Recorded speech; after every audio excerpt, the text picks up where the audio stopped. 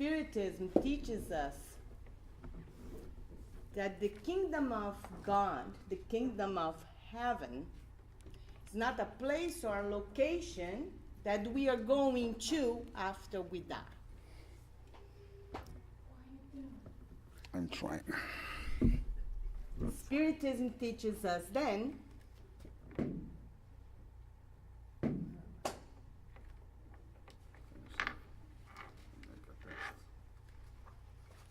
Thank you very much, sir. So the kingdom of God is not this location, this address that we go to. It teaches us that the kingdom of heaven is an awareness of our unity. It's an awareness of our oneness. It's an awareness of our brotherhood. Now, Spiritism is going to agree also that this kingdom of God, this kingdom of heaven, is somewhere where you enter to, and we use the word eternal, right? Because eternal is what is not in this time-space reality that we live in. Transcends the time-space reality we live in. So this kingdom of heaven is not somewhere we are going to after we die. It is at our fingertips, right? In the moment we choose to align ourselves and transcend to this other reality that surpasses time-space reality. So in a way, Spiritism is going to agree with Einstein, where he said that time is an illusion of consciousness. In other words, time-space, this physical reality that we are stuck in while incarnated,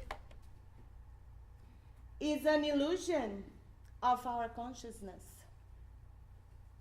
So this kingdom of heaven is not a location, is not a space, is an awareness of this field in this quantum universe where we realize and self-realize that we are not separate, that we are one with one another and with God the Creator.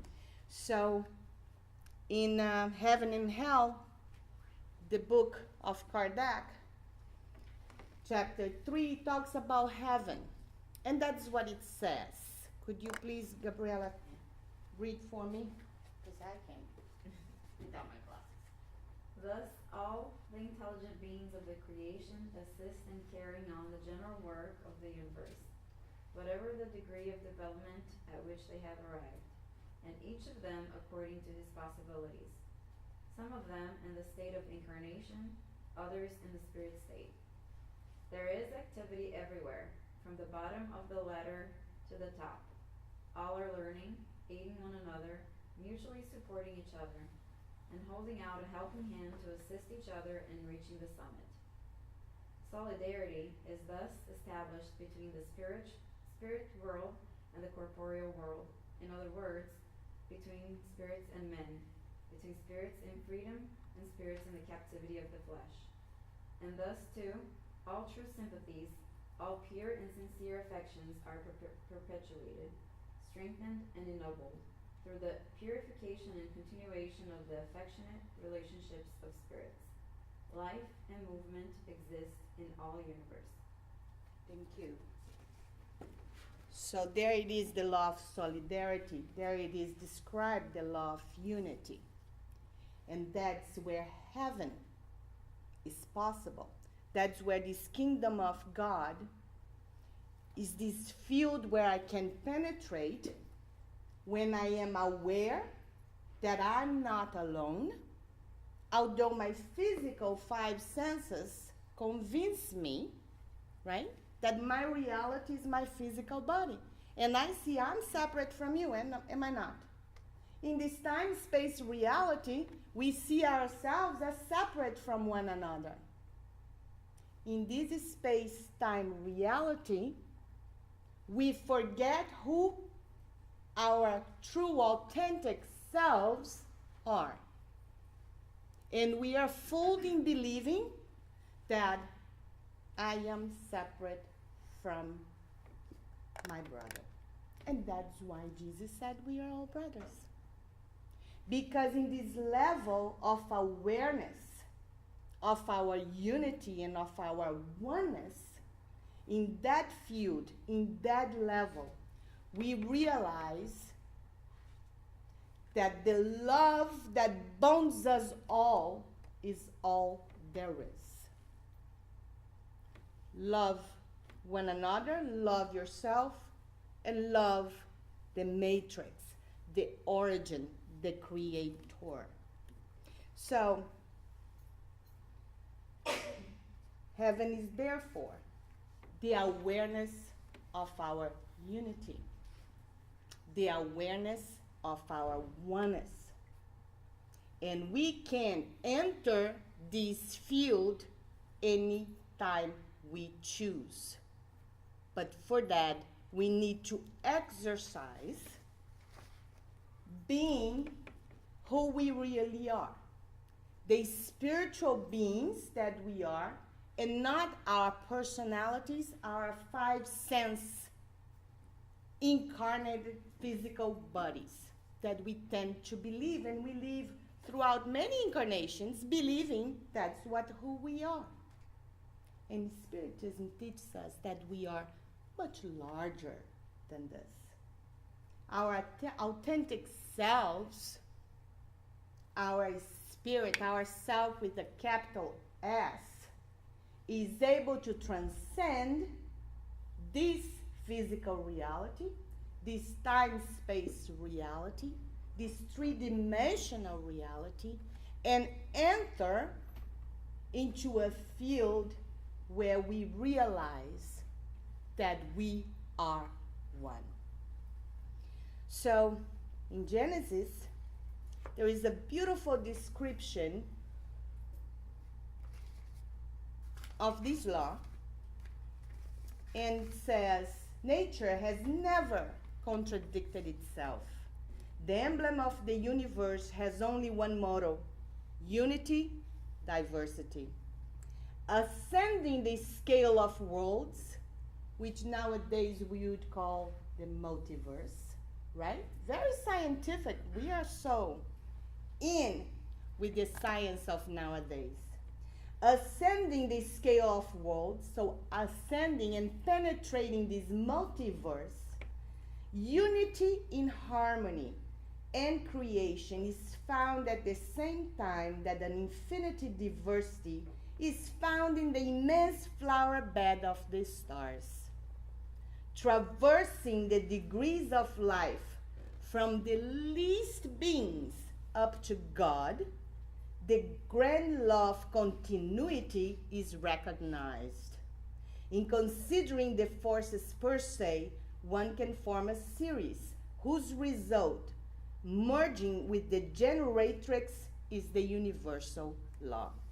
So aligning ourselves with this universal natural law is our purpose.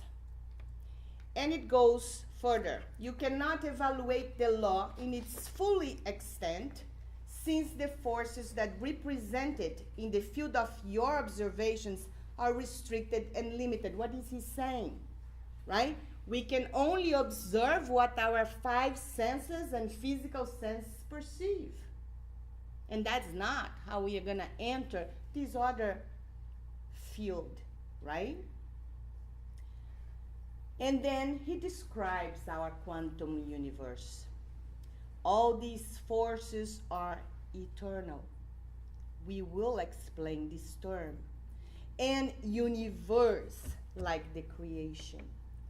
Being inherent to the cosmic fluid, they necessarily act in everything everywhere, modifying their actions through their simultaneousness or successiveness.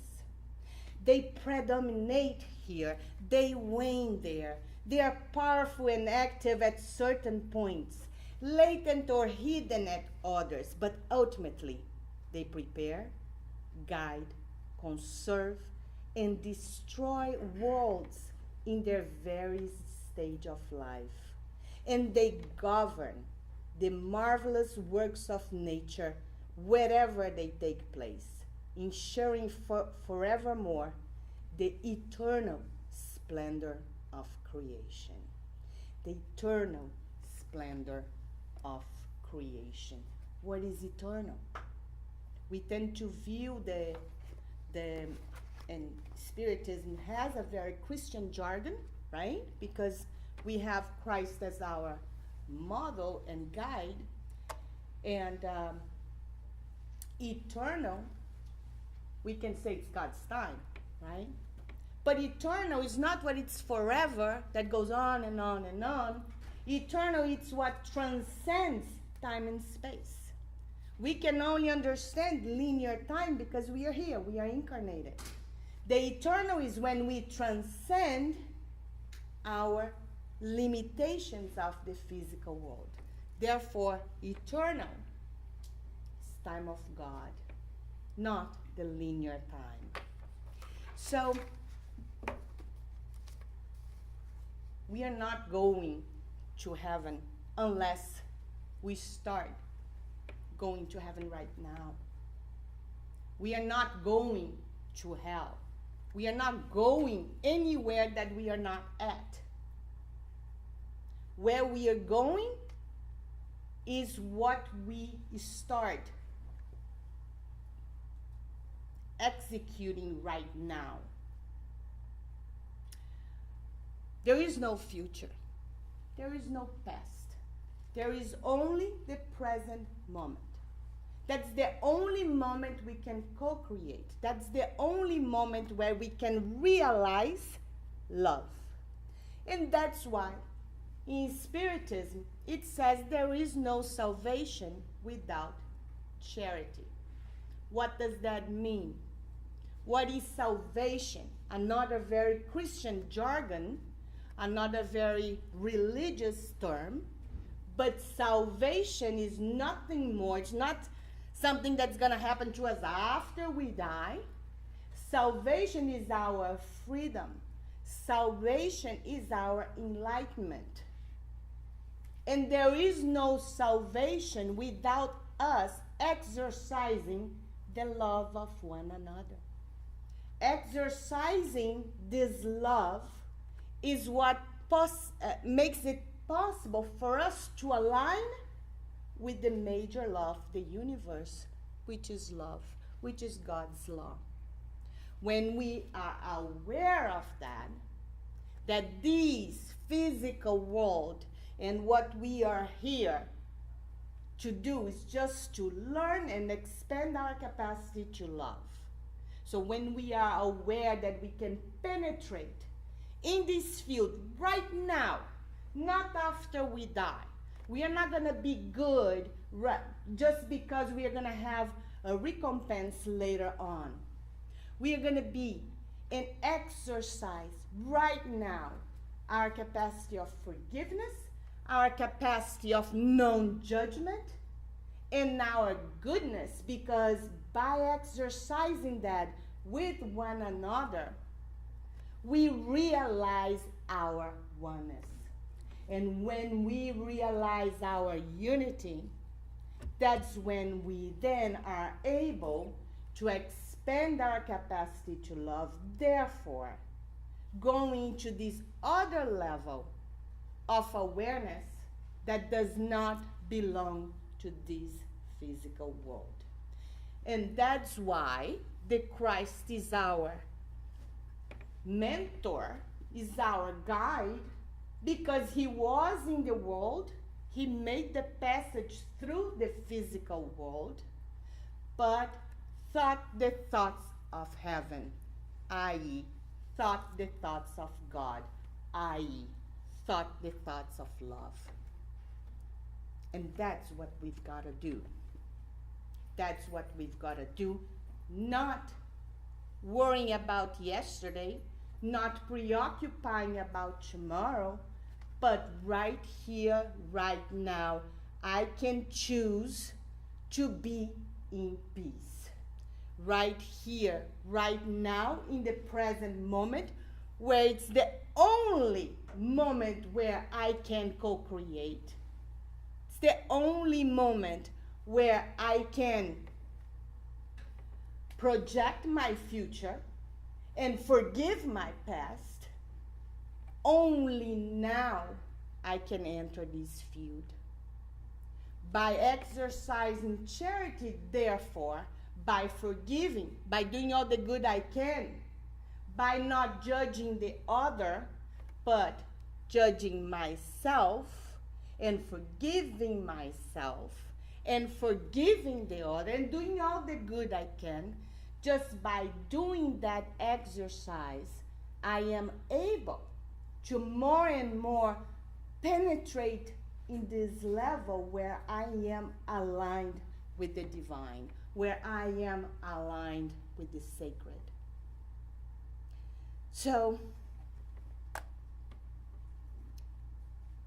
salvation, therefore, for us. Enlightenment, therefore, for us, Spiritists, are only achieved by our relationships with one another, where goodness, forgiveness, and benevolence, and not judging, that's where I exercise the love that bonds us all. That's how I enter the kingdom of heaven. Jesus, you can see all the symbols. In Judaism, for instance, you have the Star of David, right? You have those 3 stars that one pointing towards the heaven, one point towards the earth, right? And there is this center. That's where we are. When we are able to be in this world, because we are not denying this material life, are we? We are here, right? And we have a function, we have a lesson to learn, right? So we are not saying, okay, let's go to heaven, everything is love, and let's forget about our daily lives. Is that what we are saying? No, right? We know we are here. And we are here to exercise and to learn something that we so far didn't enhance inside of us. So, the same thing with the cross. The symbol of the cross, the symbol of the Christ, it's the same thing. The horizontality of the physical world. Therefore, we are here in our daily lives, relating to one another, and the people that are around us are the people most fit to make us learn whatever it is that's supposed for us to be learned, right? So we are here, we are in this physical world, we are not denying that, right? At the same time, we are crossing with the verticality of the cross, i.e., we are aiming for something other than this 5 sense reality can bring to me. This desire to reach a sacred divine space. And that's what the Christ was able to do. He was in the world, but not of the world. That's what he meant when he said, my kingdom is not of this world. So he was here, but his kingdom, his values, his thoughts, his mind were the thoughts of God. So we are here, but we are aiming to be in accordance to the thoughts of God, which is love. So, being in the world, but not of the world. And how do we do that? There is a message from Paul the Apostle in the Spirit's book. Gravitating towards divine union is the goal of humanity. 3 things are necessary to reach this goal: knowledge, love, and justice. 3 things conflict with this goal: ignorance, hatred, and injustice. So gravitating towards divine union. What does that mean? Aligning ourselves, directing ourselves towards the law, towards the divine, towards the sacred, towards the beautiful, towards the good. Gravitating towards that, what is real, because only that is real. This is not real. That's the shift in consciousness that we need to do. The shift in paradigm is that we believe that this is what the reality is. That's not. That's not. This is insanity, right? When we are away from the law, when we are away from this connection,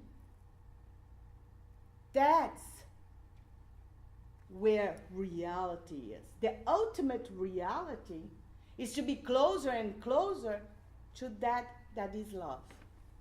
So gravitating towards the divine is moving towards the growth to the sacred, to love. That's what God is, right? God is love. So in Spiritism, we have the how, right? How do we get there? How do we reach this kingdom, right? And the answer is given to us. It's through the loving action. It's exercising love in our physical daily lives, right? So salvation is through charity. Nobody's gonna come from externally from us to save us. Nobody's gonna rescue us. That's our effort towards it. It's our walking towards it. So, transpersonal psychology shows us that entering this kingdom of God is figuring out and finding what our divine purpose is. When we talk about divine purpose, or what our mission is, or what our existential objective is, we think, oh, okay, maybe I'm in this incarnation, what am I supposed to be, right? What am I going to fulfill my purpose? And we think about the profession, right? Or we think about the function we are gonna do. Our existential purpose is to align ourselves with whatever we do or choose to be with the only truth there is. Whatever we choose to do, it doesn't matter. As long as we are in the present, in the moment, where we are our authentic selves, exercising love in everything that we do. Constantly checking ourselves if we are in the right path. Constantly doing the self-analysis is, how is that working out for me? So it's common for us to think, oh, okay, so we surrender to God. We give to God, He solves it. And then we are going to hear, oh, that's so easy, right? Put in the hands of God.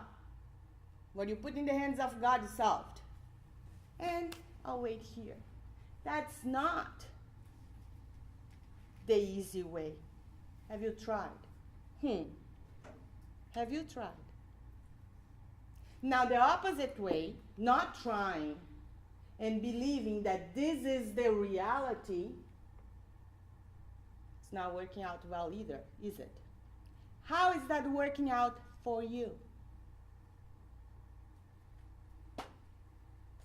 Not trying and putting the effort in entering this field of consciousness where we say, God, this is crazy here. I don't know.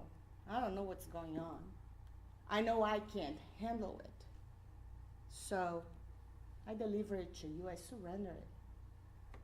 That takes strength. And that takes exercise. Because our egos are going to say, hey, I can do it. Really? The same ego that brought us to the same mess that we are now is now saying that it's going to take us out? Really? How's that working out for us? That's our choice. Either you let our egos decide what is best for us, or, which is much more courageous and difficult, thank you very much, surrender to this higher intelligence, the same intelligence that makes an embryo a baby. And we think our egos can do better. Really. When we surrender to the same intelligence that is capable to have an acorn and make it an oak tree, right? That same intelligence, I assure you, knows more than our egos. So, the transpersonal psychology tells us that this kingdom of heaven, to enter this kingdom of heaven, it's fundamental that we revise the purpose of our lives. If we think that there is no sense in living this physical life, right? We're gonna be born, grow up, have kids, die, and that's it. If we don't find the purpose for our lives, then it's fine. Very materialistic point of view, that's okay. But when we see the transpersonal psychology that Spiritism tells us, to live is fantastic. To live is phenomenal. To live is expanding every single moment our capacity to give ourselves to one another. So, to live is to wake up our conscience of the infinite, our conscience of the eternal. Our existential purpose, our cosmic purpose.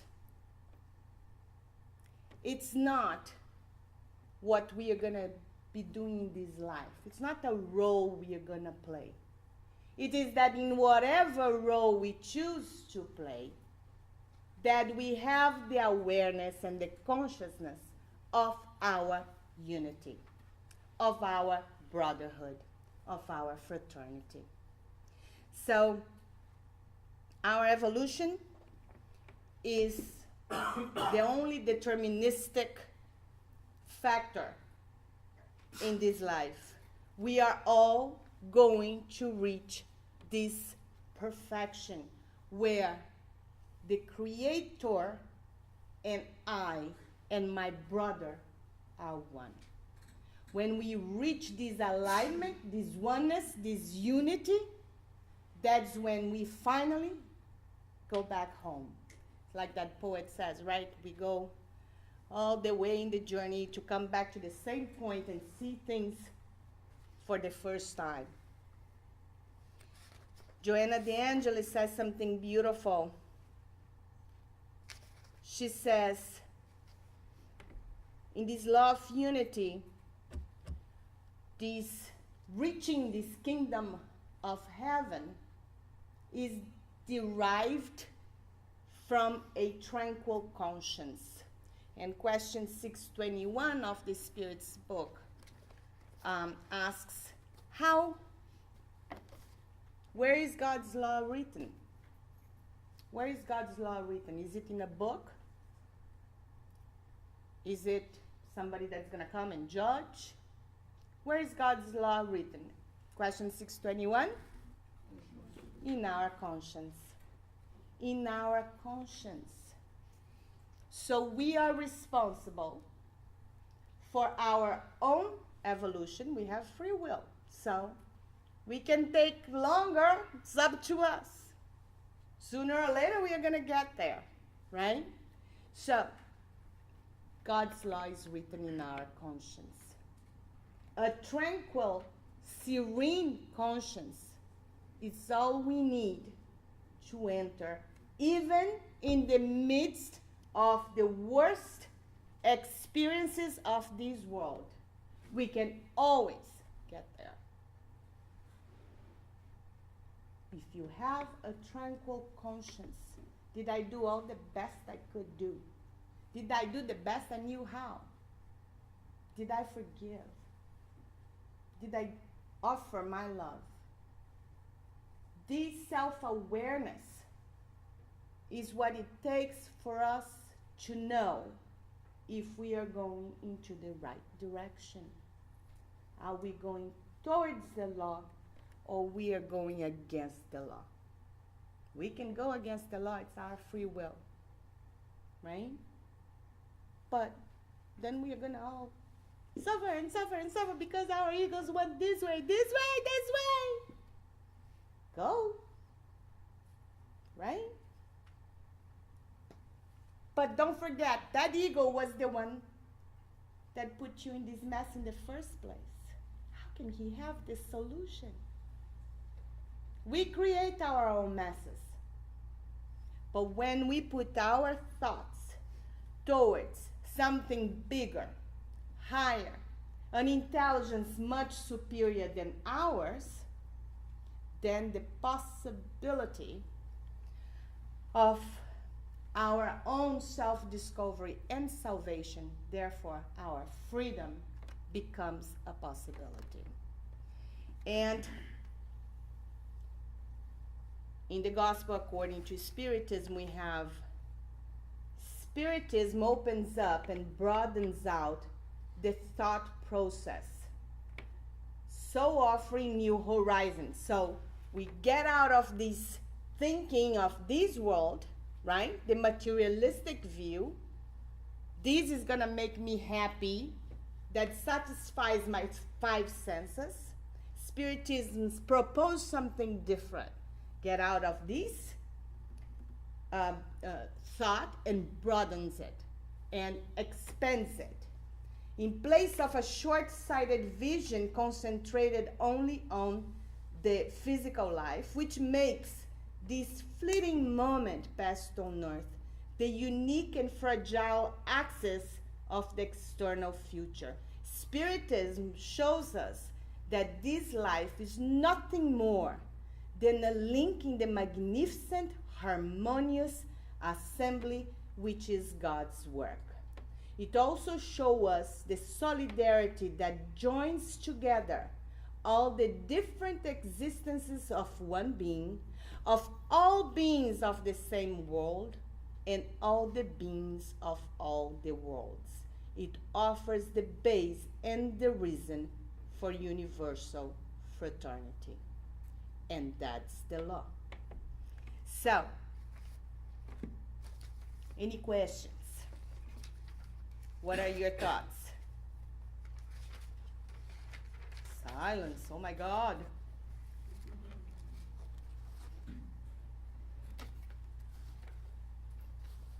Nothing? Nothing? It was good. Just blew our minds. Boom!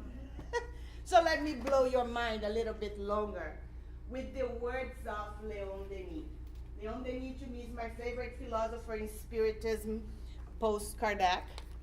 And he says, if I can read, Remember that life is short, for its length of time endeavors to acquire what you came to seek in this world, true improvement.